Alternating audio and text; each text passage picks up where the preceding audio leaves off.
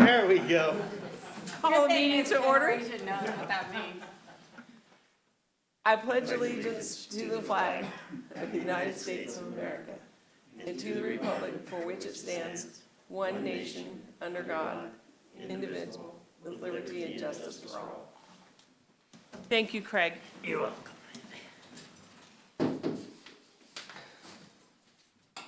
welcome. Sandy, roll call? Councilmember Stacy Green, I am present. Councilmember Kim Green, Here. Councilmember Bob Hall, Here. Councilmember Ken Palfini, Here. Mayor Susan Tavalero. Here. Thank you. Non-agenda public comment. Now is the time that if anybody has any public comment, you have 3 minutes each. If it's not on the agenda, if it's on the agenda, you can address it then. Do we have anybody back there? Anybody back there besides you? Do you want to talk? You're all by yourself? You're on the agenda. Yeah. He's telling me the truth? Yeah, imagine. Thank you. Okay, we will move on to council member announcements, meeting reports, or comments. You want to go first?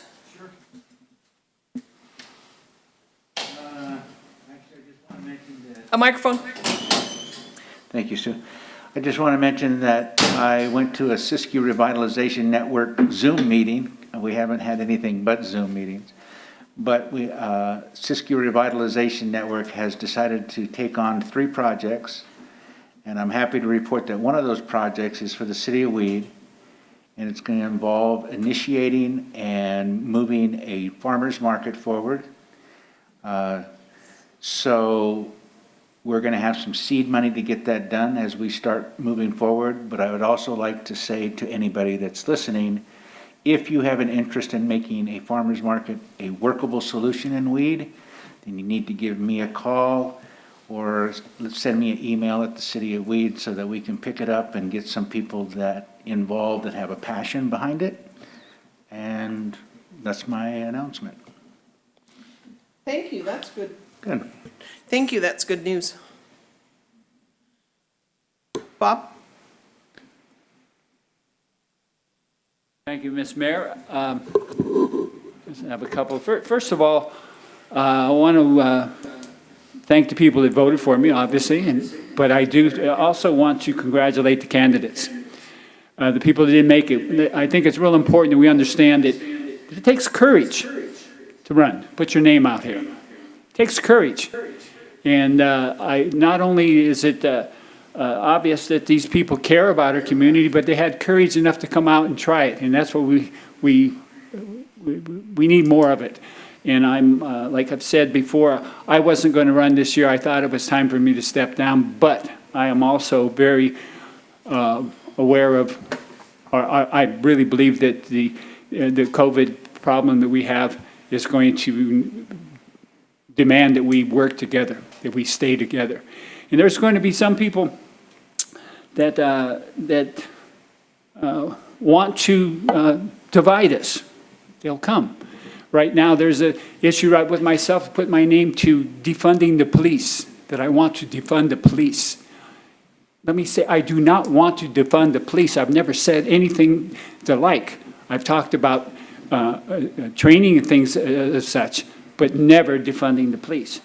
And I really think it's worthwhile mentioning, I'm taking the time to mention that we need to use caution with people that run around with key words like defunding the police, or he or she is for no borders, or he or she is coming after my guns, or he or she is a socialist.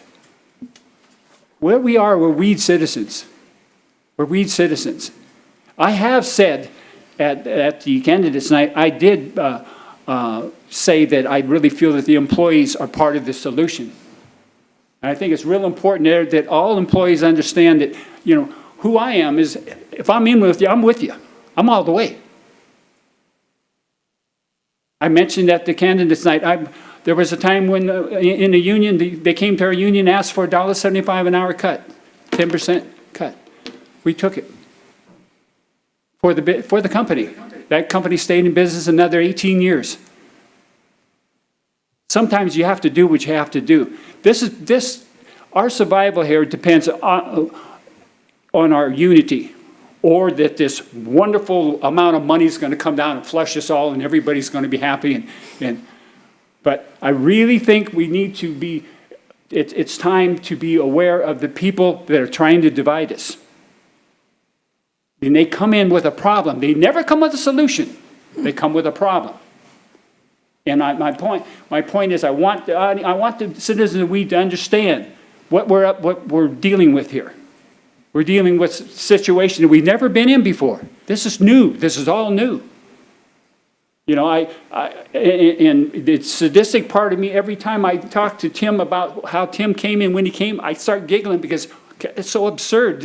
A man's going to take a job, and the day that he shows up here, there's a COVID, we're shut down Front door's locked. and the funds or the budgets that he looked at, they no longer mean anything. So what we need now is unity, not just with our council, but unity in our community. Our community, it's time for us to understand that what we have something special here. We can support one another. But my point is, beware of the person that's coming to divide. Beware, they're out there. They're looking for one little cliche, one thing that they can lock onto that makes them feel that what they've done is disguise their agenda. Because there is an agenda there. They come with something, with a thread. They're trying to pull on a thread, trying to get something started, but they have an agenda, and they won't tell you that agenda. So we need to stick together. It's time for us to understand that we have to start practicing good citizenship. It's not automatic. We don't just do it. It's not something that just happens. You have to practice citizenship. You have to practice responsibilities, taking care of one another. And that leads me into the COVID. We're reaching scary points in the country right now, and not only the country but the world. But this idea, I've been in stores with my mask on, and I've been mean mugged by people because I have a mask on. They look at me like, I don't believe in science. You shouldn't either. And I look at science, we wouldn't be where we are without science. These are facts. These are people that know what they're doing. If you happen to be in the healthcare, go to a hospital. Talk to the people in the healthcare where they're exposed with this every day. And we're just churning up the numbers. We're churning up the numbers. Oh, well. Now, there's a responsibility in the COVID. And it's very simple. I'm responsible for what I spread. I am responsible for what I spread. Thank you. Thank you, Bob. Mrs. Green? I don't really have much. I'm extremely disappointed that our Measure M so far has failed. We were up by 1, then we were up by 2, and now we're down by 14. So I did, when I was presenting and educating on it, have a few people that said, I wish I would have heard you last week, which leads me to believe that they had already voted and voted no and would have voted yes had they understood it better. So I think it might be worth looking into in the next couple of years for the next election. And then farmers market, I've also been working on stuff for farmers market, and we'd love to have it at the community center. There's a couple of people, Ray's girlfriend, y'all see, She's on that committee with you, isn't she? yeah, and I've also talked to Juan, you know Juan, the produce guy that's in Wairika on Mondays and Fridays, about doing a day in weed, and it was like midsummer when I talked to him, and he said, you know, for this year, but next year. So that would be wonderful to have it around the day that he could be here.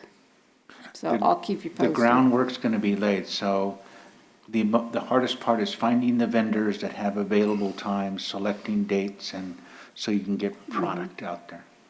Yeah, well, we've got the space, so. Good, thank you. Mr. Green? Yes, just a few.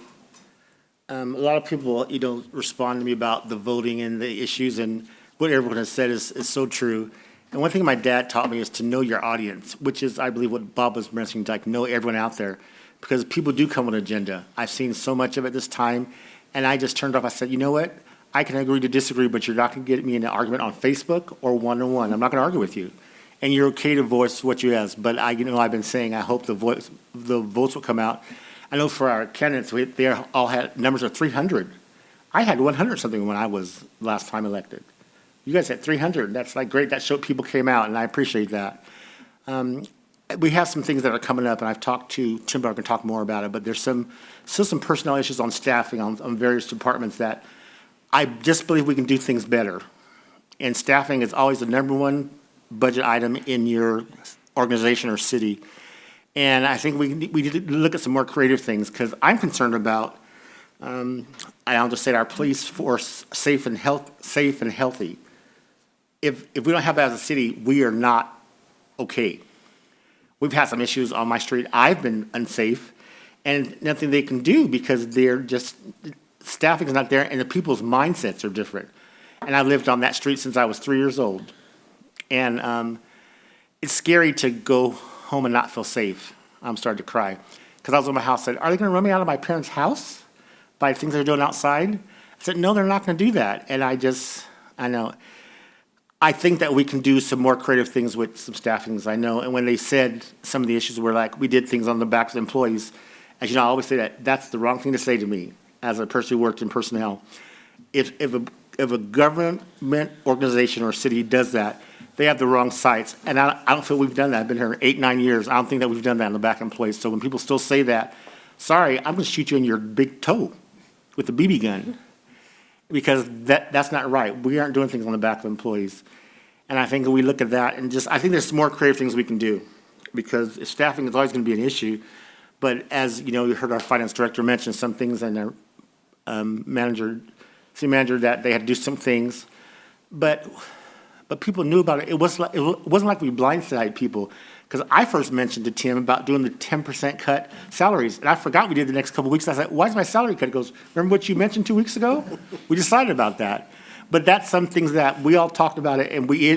So it wasn't that everyone didn't take a cut. We all did. I think that was great for us to do that. If we have to do more, I'll do another 10%.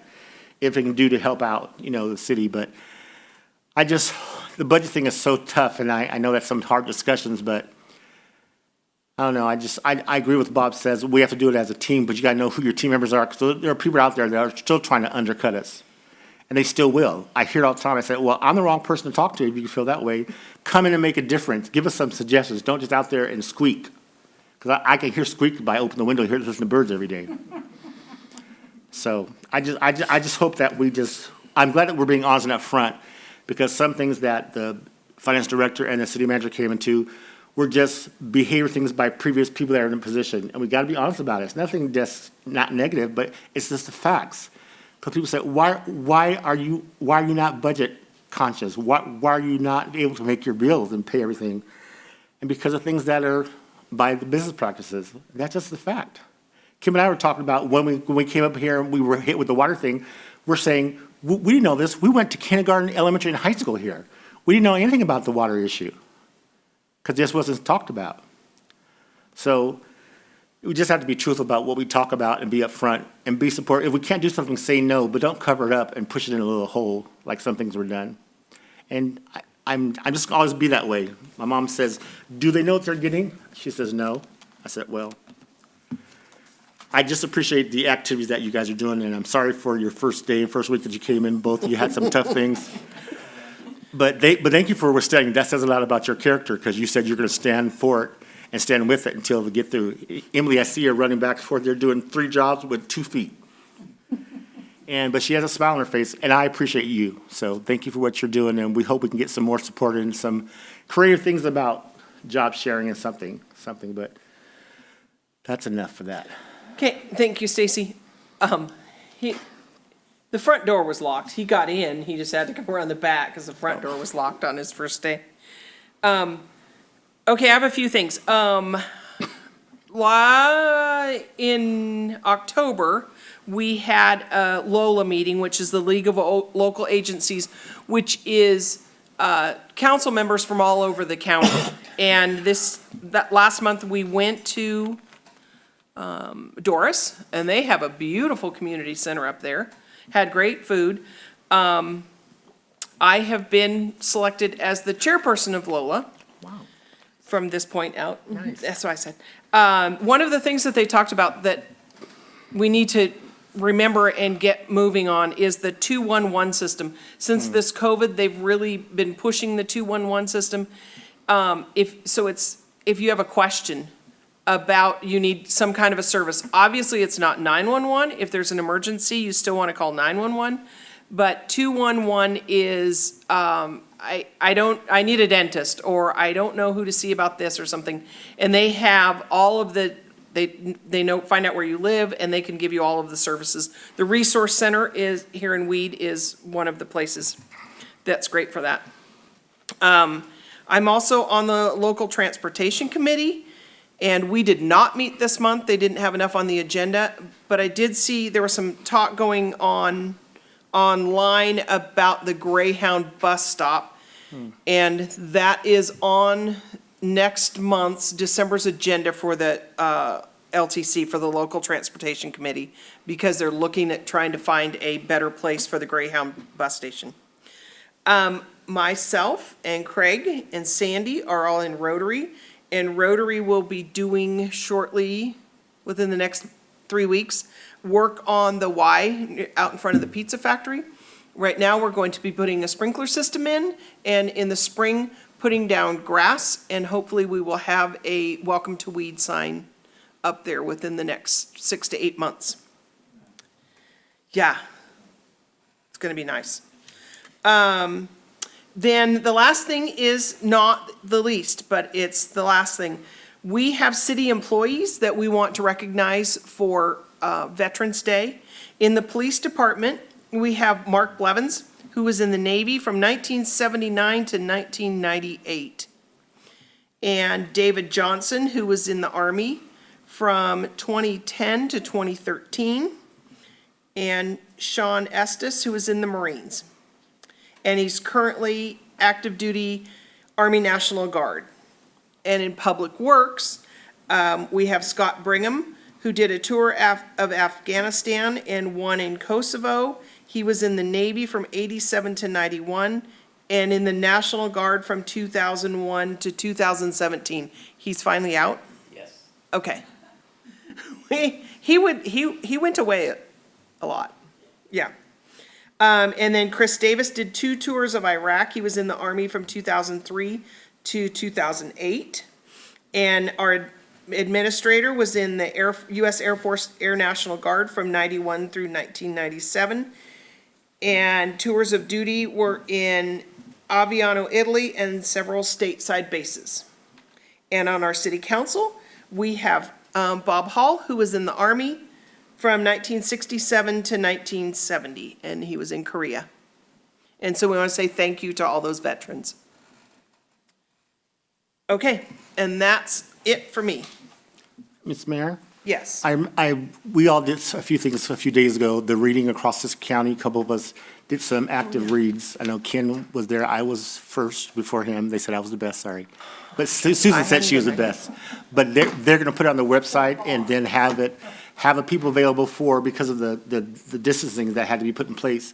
They'll put our recorded interviews for the folks to have as active use if we can't go into the schools. So that's something nice that we talked about the last meeting, but it actually happened, so it's a great program. We read The Lion and the Mouse. Where It did was a you do different it? version than ours. At the Family Me Resource too. Center. Yeah, at the Family Resource Center. Some of us are going into classrooms, Right. and then they're going to use some of the recorded ones for the kids the classes that won't have them come in.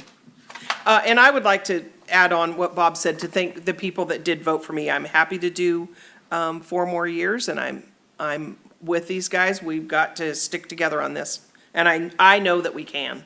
4 more years, 4 more years. Okay, presentations.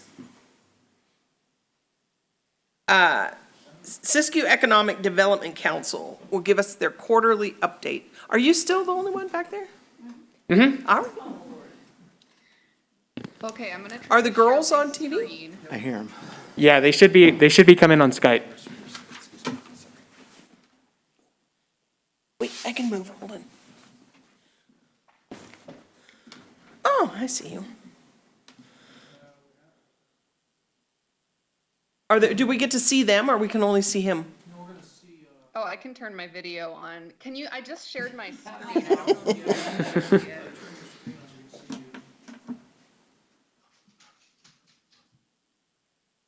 Do we have just one of them? Who's on there? Yeah, my colleague Oh, Heather. I'm Heather Dodds.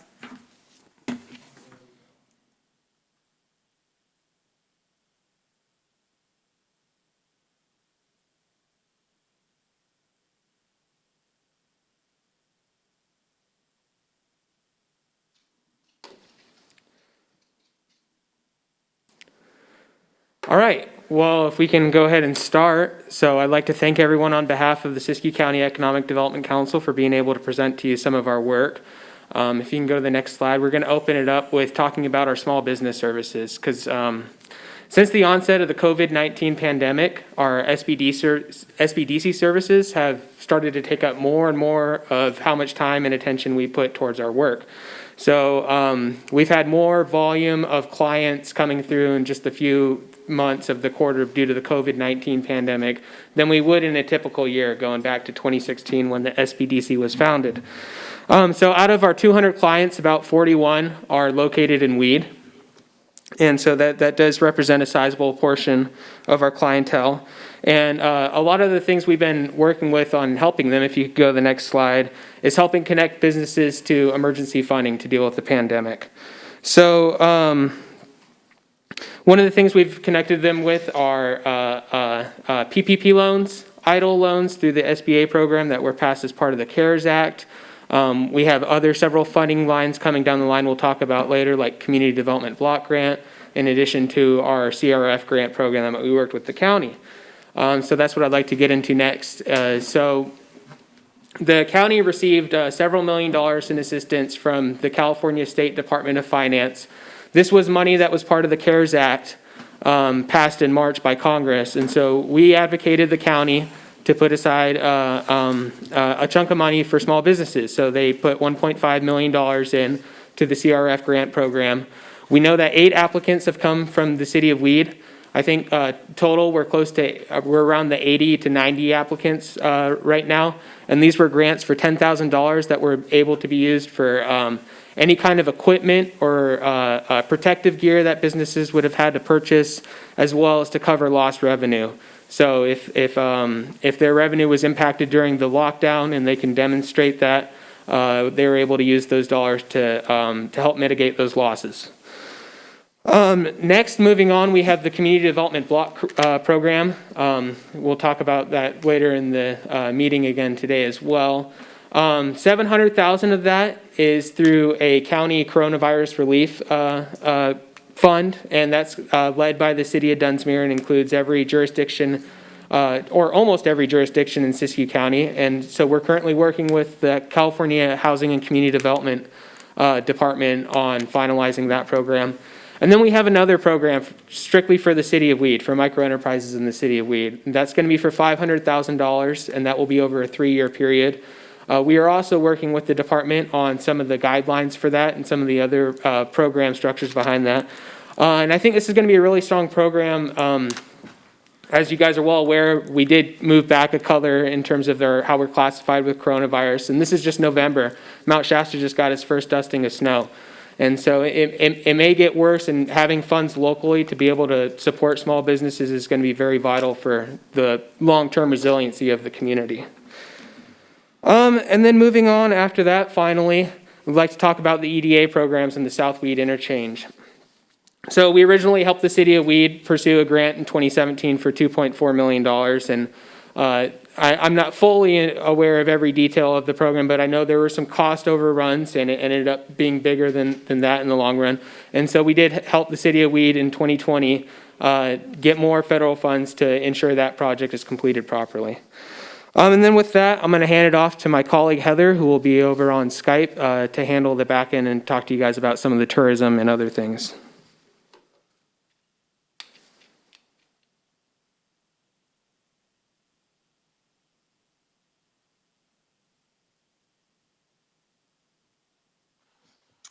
Okay, can you hear me? Yes. Yes, we can. Okay, great. So, make this full screen again. Okay, so as part of our Shop Safe, Shop Local campaign, we delivered PPE to over 200 local small businesses, 18 of which were in Weed. So this was cool. The kits contained hand sanitizer and masks. And some of the Weed businesses we delivered to included the Weed Brewery, Papa's Pumpkin Patch, Small Town Ink, and the Vault Salon, just to name a few. And we're continuing to make these deliveries. So if there are any small businesses in Weed that could use these, especially with the county moving up a tier, we are happy to make those deliveries. So you can get in touch with myself or with Quentin, and we're happy to make that happen. Moving on to our farmers markets. We were able to leverage private foundation funding specifically for Siskiyou's farmers markets and residents. $13,500 was leveraged for Market Watch, which was able to double the purchase power for Siskiyou residents in need. And the SRN has allocated $1,500 in coordination funding to support specifically the formation of the Weed Farmers Market that was mentioned earlier in this meeting. And in partnership with the USDA, the Siskiyou EDC is launching a 3-year project that will increase awareness and sales at the farmers markets across Siskiyou. So when Weed's market is up and running, the project will highlight it, will help market it, and hopefully will help make it successful. So we're excited about that. So now kind of getting into tourism. Our coronavirus response really has just been communicating safe and responsible travel to our region. A lot of our hotels are reporting that they are really full, and I think we have a lot of urban dwellers coming up here to socially distance. So it's been really important to us to communicate clearly what the restrictions are here and how they can keep themselves and our local residents safe. Our digital reach has been pretty huge. As you can see here, our reach in August 2020 was 192,000 people. And we call it conversions, but a conversion on our website is when somebody clicks the Book Now button on a lodging property page, and that increased by 400% in August. So people are definitely coming to Siskiyou right now.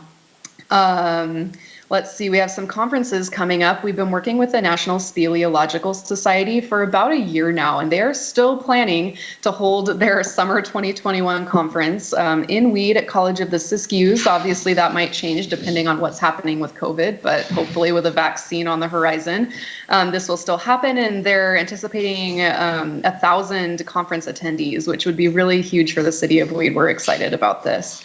Another thing our tourism program does constantly is pitch Siskiyou as a story idea to news outlets. We've had 15 articles in the last quarter in major news outlets. And we are about to launch a new campaign that we're calling Work From Here. I don't know if you've seen that WFH acronym. It's kind of a popular acronym for people working from home right now. So we're kind of playing off of that, but we're really kind of positioning Siskiyou as a cool place for people to get away. They can come up, they can work, they can explore in their time off, and kind of encourage longer stays and align that with the remote work trends that are happening right now. So that will be fun. I think we're going to launch that here in the next few weeks. And then podcast, we launched our Discover Siskiyou podcast in May, and we've had 8 episodes. It's been really successful and just a really cool thing. And then our last slide here shows occupancy rates. This is from the last week of October, which was the most recent one we could get our hands on. But we are part of the Shasta Cascade region, which you can see on the far left there, is the only region that was actually reporting a positive occupancy trend for that week. And then within that Shasta Cascade region, Siskiyou is outperforming all the other counties. So that's kind of a cool thing to see. Like I said, a lot of urban people coming up here because they can socially distance. So tourism is looking good for right now. And I believe that is the end of our presentation. So I'm going to stop sharing my screen, and we are available for questions if you guys have any. Anybody? Questions for Heather or Quentin? Just so much information. I don't have to absorb that for a while. But good work. Thank you. Yeah. It's all good stuff. Nobody else? Okay, thank you. Thank you. Thank you. All right. Moving on to our regular agenda, the council will consider resolution number 25-2020, approving an application for per capita grant funds. Do we need to leave the room? Yeah. Okay. Shall Stacy take over for B? Yes. And, okay. Stacy, you're gonna open B. Okay. Yeah, you're gonna do A and then do B, and then, yeah. We're not gonna come back and leave again. All right, is there a report that needs to be made Okay. for A? Mayor Pro Tem and council, tonight you have before you a resolution approving for the application for the per capita grants fund, as we discussed earlier, Proposition 68. We are allowed under that prop bill, under the general per capita program of funds up to $185,000 for park rehabilitation. And we are going to apply these funds per the application toward the repair of the swimming pool, simply because the swimming pool is, we actually own the Bel Air Park, which we lease to the Recreation and Parks District here, and we will be talking about that lease with the next agenda item. But as discussed, this is something that's just standard, that the resolution has to be passed with the application attached. Questions from any other council members? I would just like to stress to the listening public that this is a no cost Oh, yes. to the city issue, so I think it's important for them to know that. Yes, and I'm glad you brought that up, Councilmember Palfini. The $185,000, certain cities, because of socioeconomic levels, have to match up to 25 or 50%. We were very fortunate. We hit the threshold where there's zero match. So you're right, you're correct. It can all be used without match from the city. Thank you. And thank you, Councilmember Palfani, for mentioning that, because that was some of the discussion items with the candidates and the social media aspects. So I'm glad to see that it was coming up, and people were saying, are we going to pay for it? And then there's a great grant that came about. So it's like we can, and it doesn't have to be matched, is that correct? No match. No match. Okay. Excuse me, Tim, I kind of missed how long is this, we're approving, we're just extending, we're going to be extending the lease in B, correct? Yes. Okay. Yes. And we'll take care of that there. Yes. Oh, by the way, I'm not for defunding the police. I don't know if anybody's caught that yet. I'll say it one more time. I am not for defunding the police. Thank you. That has been noted in the records. Is there any I staff? move the approval of resolution, I'm missing my glasses, 25 25-2020, be read by title only. A second? Okay, it's been moved in second to adopt this, let me say it correctly, the resolution. And do we have those any questions? To read the resolution by title only. Okay. Okay, by title only is the first way. Favor? No, all in favor? Aye. Aye. Those opposed? I move the resolution of the City Council of the City of Weed approving application for per capita grant funds be approved. Do we have a second? Been moved in second. Do we have any questions? Those who vote aye? Aye? Aye. Oppose? And, There are none. The resolution has passed. Motion has passed. We go on to item B. Yep. Council will consider amending the lease to Weed Recreation and Parks District from the City of Weed to add a non-binding agreement for grantee to renew lease. Do we have a report? Yes, just real quickly, as discussed in the study session, this is simply an amendment to the lease between the city and the Parks and Recreation District. This needs to take place simply because in order for us to qualify and for the Parks District to qualify for this per capita grant, there has to be an option within the current lease. And currently, there is no option, so this would amend the 2004 lease, which expires in 2034, to now have, in the year of 2034, to have an additional option for a 30-year renewal. Okay. So all i's and t's have been dotted with this revision. Yes, it's been handled by our city attorney. Okay. Are there any questions from either other staff or any council members? Nope. I move the approval of the amendment to the lease between the city and Weed Park and Rec District. Second? It has been moved in second. Do we have, well, how about people that vote aye for it? Aye. Yes, aye. Aye. I vote aye. Nay? It's been properly moved. We're rolling. That's it. We gotta get those. Go get those people. Guys, I got it. You guys are just approving things. As long as Elizabeth says we can, the money's there.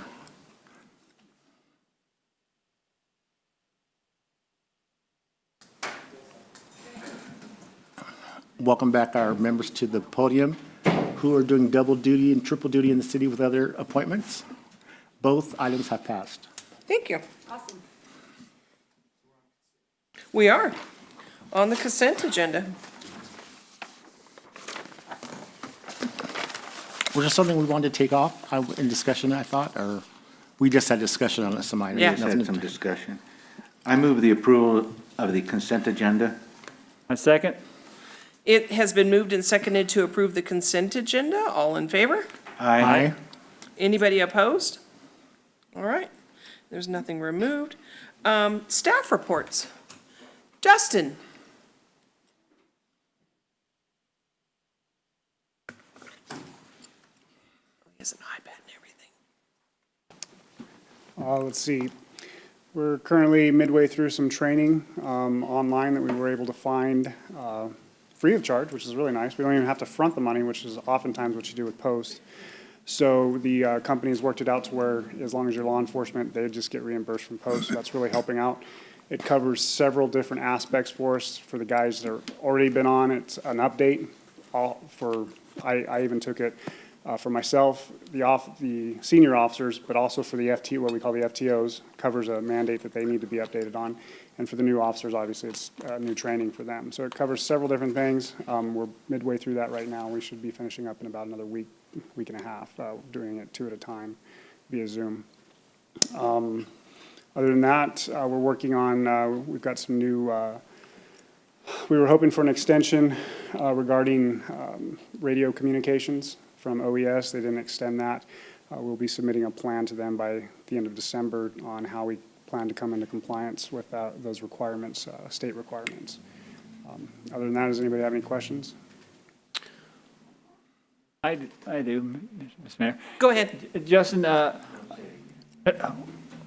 by the way, I'm not in favor of defunding the police, now that you mentioned it. Justin, there's been a couple people have mentioned to me that as far as you're struggling to fill your slots.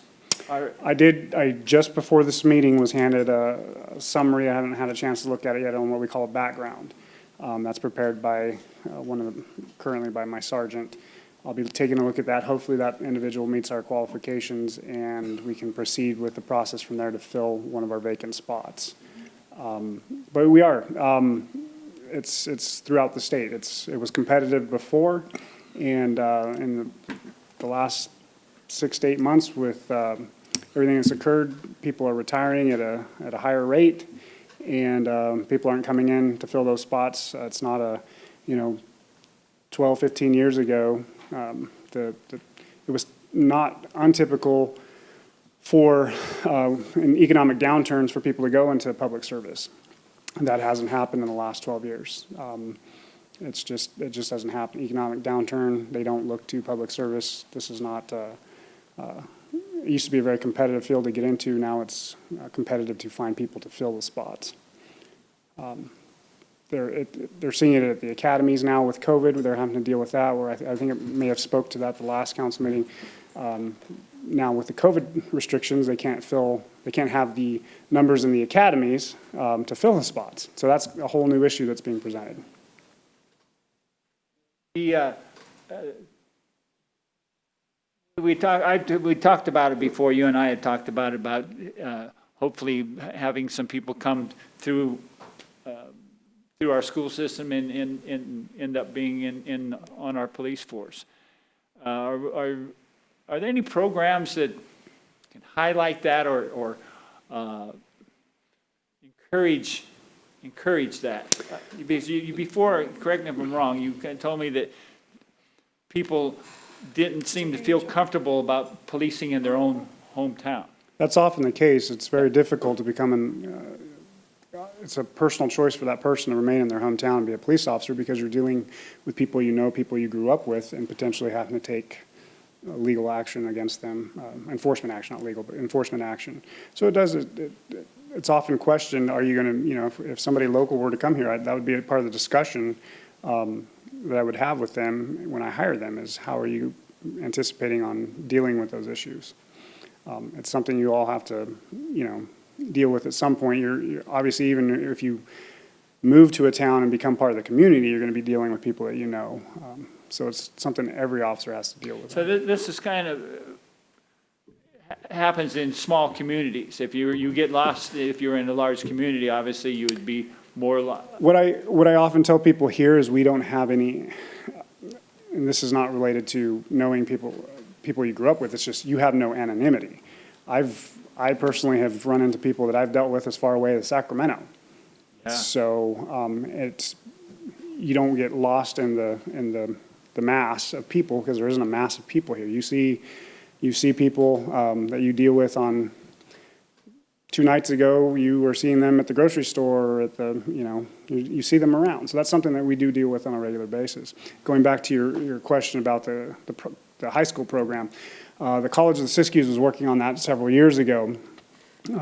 Currently, with the COVID restrictions, they had created a program where you could go online and earn. The idea was between the age of graduation from high school, and typically most agencies won't hire you until you're 21.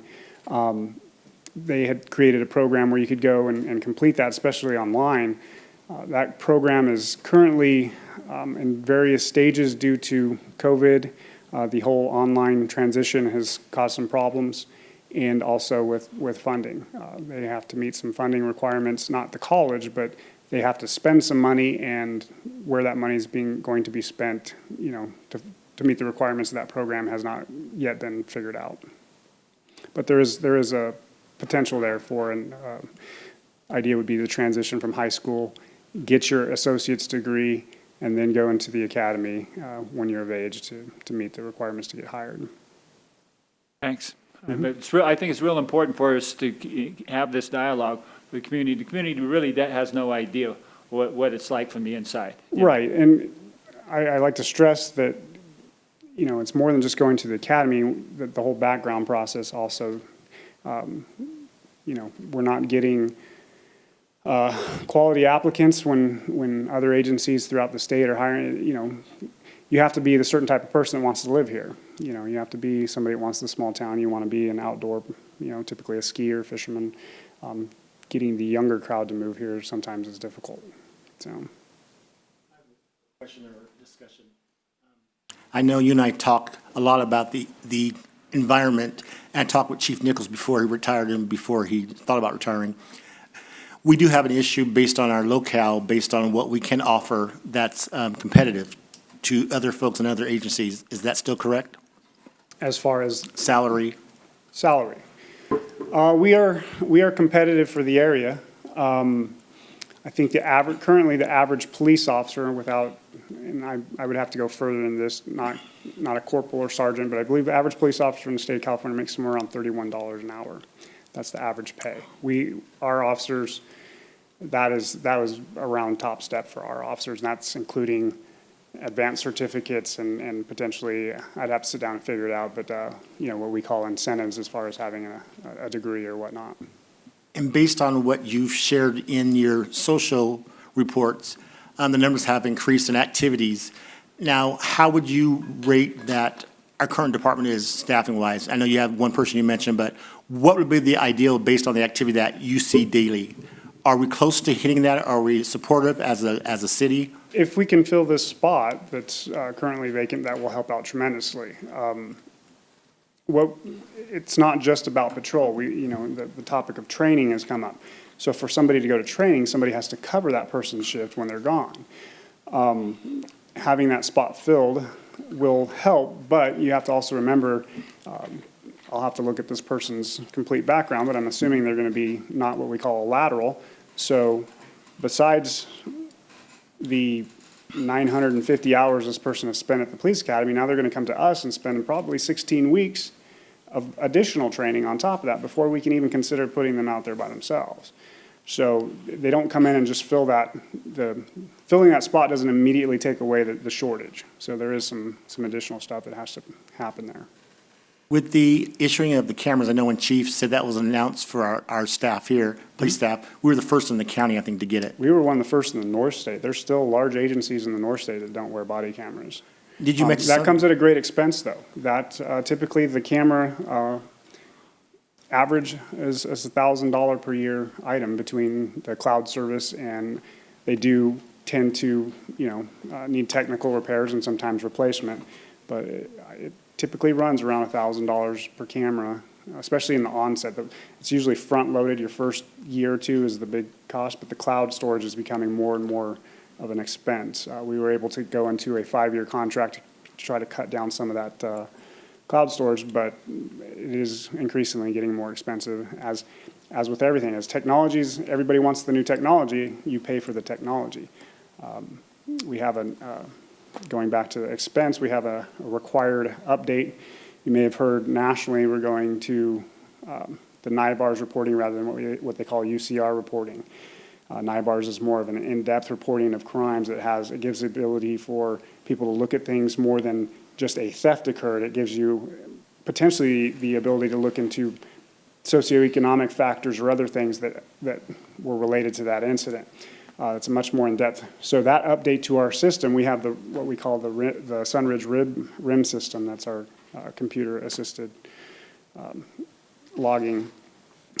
That update is potentially going to be $25,000, and that's a requirement because you have to go to NIBARS. You will no longer be able to report through UCRs. And that's not is that, you mentioned something about December, January, something that needs to be enhanced. Is that the same system? No, so this is a requirement from Cal OES that all transmissions become encrypted. So to do that, that's going to take some assessment of our current communication system and seeing what we can update through either hopefully software upgrades rather than just complete replacement. But that's going to be, eventually everything's going to need to be encrypted. And that came from the state OES, Office of Emergency Services. And that's a $25,000 amount you mentioned? No, that's different. That's the $25,000 is the NIBARS. So there's actually quite a few things that are coming down the line as, every time that something's legislated or determined to be required, it usually comes at a cost. Well, I remain hopeful that we can do some of the things. I know based on the national description of what we've seen in the last year, those cameras are number one evidence that can prove whatever happened. And I think that's so important for us to have. Right, they do help. They're not always the end all because obviously they have their limitations. Technology, someday I'm sure we'll reach a point where, as the technology progresses, there are incidents where for the first time, or not the first time, it's actually, we had a juvenile the other day, actually, I won't use the term assaulted, but became a little bit aggressive during an incident with his parents, and during that time, his elbow, it wasn't his intent, hit the officer's camera and turned it off. Well, officer didn't know that in the middle of the mix, and then when we go to watch the video. So, I mean, you know, they do have their limitations and things happen. It wasn't, you know, had that been more than what had occurred, I mean, luckily everything ended peacefully in that situation, but had something more intense happened, that could have come into question. It could have looked like the officer did it, but he didn't. It was actually the juvenile's elbow hitting as the officer was holding him, hits it and turns it off, so. Well, I'm glad to hear what you're saying, and I hope that we as the city can support those technology advances, whatever they are, because I think, well, I feel if I'm not supported by my police, I don't feel safe. And you guys are doing the best, because we don't know your limitations or what you're doing out there in the street every day. And you're put in so many situations, and I think that we need to support as best as we can with the most best technology, that's wrong English, but the best technology that we can. Because remember when we were talking about cars, I was asking, why are we buying cars that are 5 years old? But that's what we could afford, but they were still valid to do the best to protect us. Well, yeah, what we were doing in those instances is the large agencies will buy a fleet of cars and they won't use them all. That's actually our newest car, the Charger, that's what that was. It actually was a Fish and Wildlife purchase. They did not utilize it, and we were able to pick it up at the end of their bid cycle, and that's why when we picked it up, it was actually already a year old, but it hadn't been used. Those are rare that you can find those nowadays, actually, but of course, if anywhere we can save money and pick up something like that. We have a Dodge Charger. I know Mount Shasta has this thing, and I asked that years ago, but we couldn't get them. We have one Dodge Charger, and we currently have the Ford Taurus models as well. Ford, Chevy, yay. Okay. Thank you. Thank And you. I'm sorry that Measure M didn't pass, because that's two things that could have paid for. I might say that for the next couple months or so, but I'll get over it eventually. Thank you, Justin. No, Kim, you won't. You can say it for 6 months. I won't either. Okay. Emily?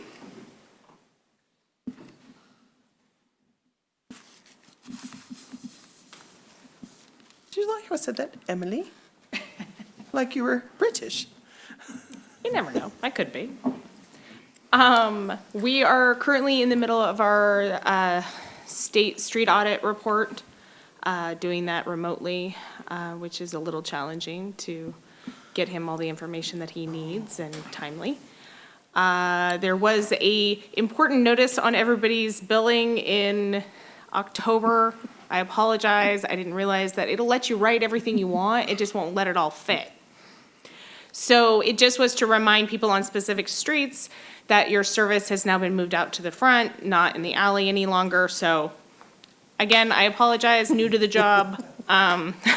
Didn't realize that would let me write all of that and not let it actually show up. We want to remind people to make sure that your lids are closed on your trash cans so that we are not paying for water weight. I don't like having water weight as a woman, nor do I like it in my trash.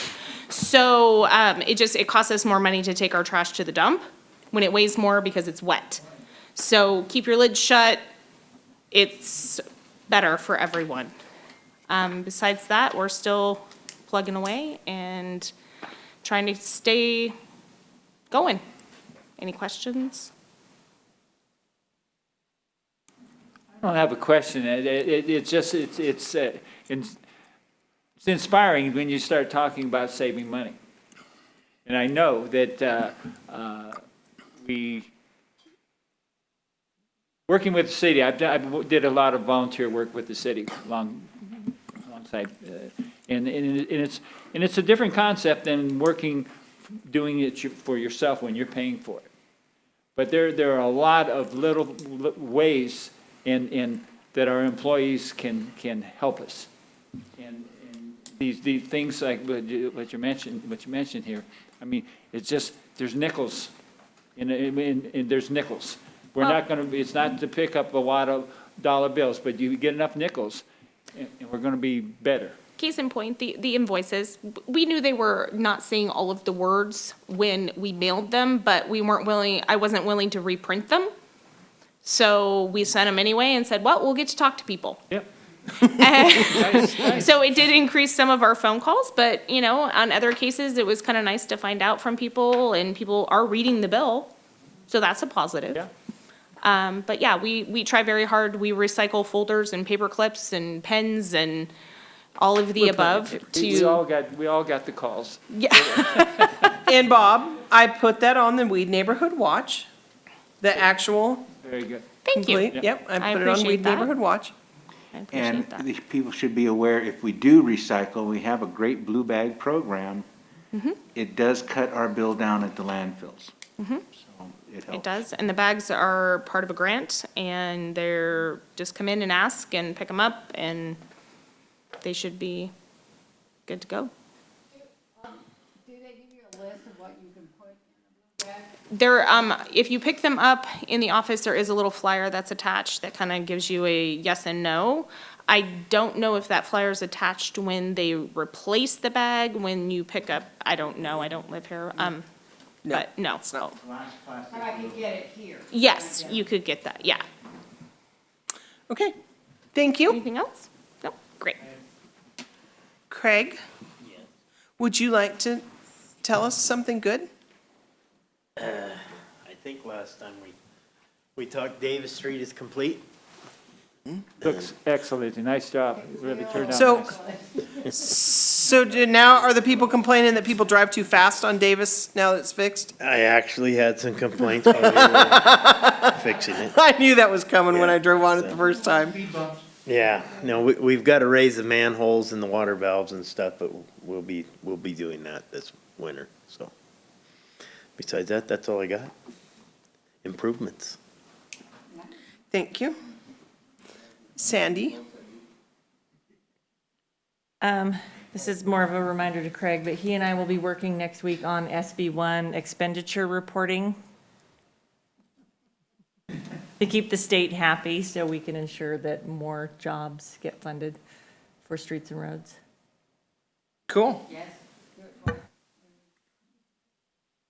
Your turn. I'm gonna put my mask, well, I'll try to keep it. My voice, I'm losing my voice here, so, and I have tested negative twice this week, so I have to put that disclaimer out there. Yeah. So anyway, as our staff had pointed out, you know, and as Councilmember Hall pointed out as well, we have to look at any which way we can to save money, and we've got a little project going on in the conference room now too. Our Public Works guys have been very, very helpful in trying to get that upgraded to a little bit more user-friendly. We know that the future is Zoom and Skype and everything else, so we're getting that room equipped. We also know, you know, doing job interviews and those type of things, but getting it equipped to where it makes it much more streamlined, easy, but we're doing it all in-house, and it's kind of in progress right now. We won't go back there tonight, but by the next meeting, we'll have the Zoom room up and running. It'll also be very beneficial. I talked to Chief Mayberry. We have employees that are required. They have to have their continuing ed in order to keep their certifications. And, you know, right now, going to class in person is just not going to happen. But we can utilize that room, like I said, for those type of training sessions. And Craig and I have talked about with Public Works, some of our safety meetings too. We can hold those in there. So anyway, it's good. It's going to be really nice when it's all said and done, but I'm really happy with the guys in Public Works getting that done. And like I said, we talked about earlier ad nauseum with the talking about the finances and those type of things too. But we will be getting with council in the next probably week or so and trying to set some dates in January for some workshops, some budget workshops, and get staff input, council input, citizen input on the budget for 21-22. So. Okay. Thank you. Adjourn to closed session? Mayor, may I mention one thing before we do that? Yes. That I forgot in my reports, is that North State Giving Tuesday is coming up December 1st or 2nd. 1st is on a Tuesday, I believe. So that if anybody doesn't know what North State Giving Tuesday is, it is a giving program sponsored by the It used to be the Shasta Regional. Lost the acronym right now. North State Community Foundation? Might be, thank you. It's on the first. So I will be sending out letters for the Community Resource Center. Others will be out there asking for money, so if you have a tendency to give, now is a great time. That most of those organizations are all nonprofits, and they are all been restricted as to fundraising, so I know we have our own issues at City Hall, but there are other issues that are besides City Hall, so, thank you.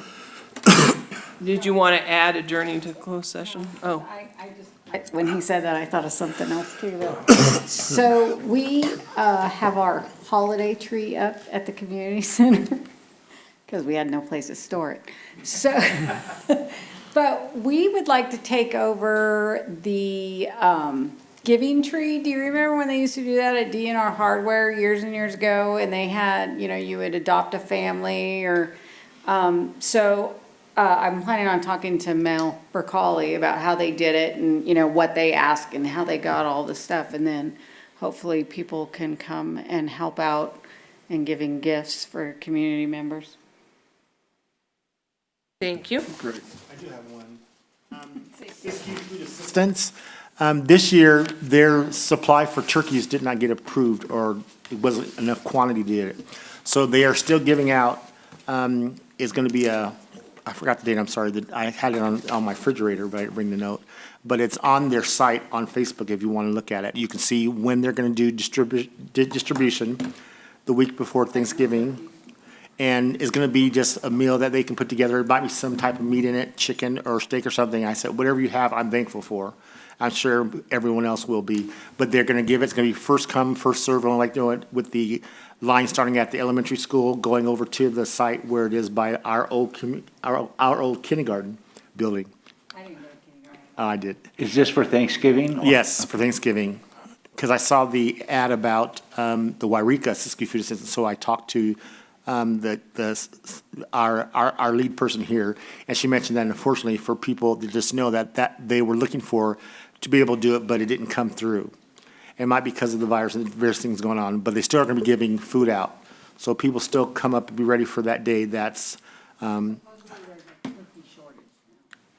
okay. I know they said there's no turkeys, but they will have some type of meat in the box and 40 of them assorted running across the street. items. There's about 8 of them out on Old Stage. Yeah, there was a bunch in Medford too, that we all had to stop for. Shoot them, shoot them. The community food basket for Christmas are moving forward though. Yes. Do you know anything about those, Justin? They reserved it. I know Martin talked about it today. Over at the community, Yeah. I want to say the 16th and 17th, I think so. something like that. Yeah, as of 2 days ago, I'd spoken with Mary Mazzoni regarding that, and they didn't actually have a date, so if a date's been set, please let me know. It must be, I thought it was the 17th also, because Martin was talking about yeah, it. I think it's 17 and 18. Oh, no, December? Yeah. No, Community Resource Center offers $1,000 worth of something. I think they have to combine. There's some efforts that the Ford Foundation gives us $1,000. We pass it through to the Christmas dinners. There are people working on it. They're not here to speak about that. I'll also add, I know the POA is looking at modifying, we're still hoping to do something for Shop with the Cops, since it would be like, I believe this would be our 15th year, but it'll be modified. I don't know that we'll actually be taking children anywhere this year, but we're still looking to have some sort of program. Maybe related to that. coordinate it with, The building. Yeah. yeah. Okay. Yes, Mayor, I have one other thing. Is did it something- adjourned something- to Then we're gonna closed go to session? closed session. Something to mention, the Halloween downtown, that was awesome. That was awesome. There was nothing but positive, people just loved it. I mean, I don't know how many people come up to me telling me, how it was doing, and I wasn't even part of it, but it was a very. Yeah, that was at a very chamber fine- event. Very fine thing.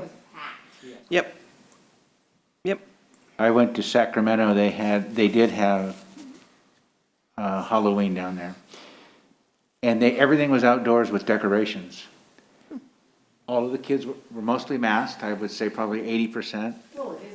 And everybody on the blocks contributed, yeah, that's true, moved everything outdoors. Every yard was decorated as if it was Christmas. Everything was bagged, and the kids were, and I didn't know any of these children, other than I had one granddaughter, but all well behaved, all well met. It was actually amazing that everybody had so much cooperation. And your neighborhood didn't get hit as hard this year as normal? I wasn't home. Yeah, I heard that they didn't, yeah. Mel said she got 25 kids, which Yep. is, you know, that's. Normally she gets 500. I think the trunk or treat did. I Yeah. had one at my house. Did Kudos to any the of them chamber. in Sacramento adjourn to closed session? I will make a motion that we adjourn to closed session. Thank you. I'll Kim. second that. Thank you. It's been moved and seconded to adjourn to closed session. All in favor? Aye. Any opposed? Okay, are we going to the? That's a big mess. You need this? We can go back there.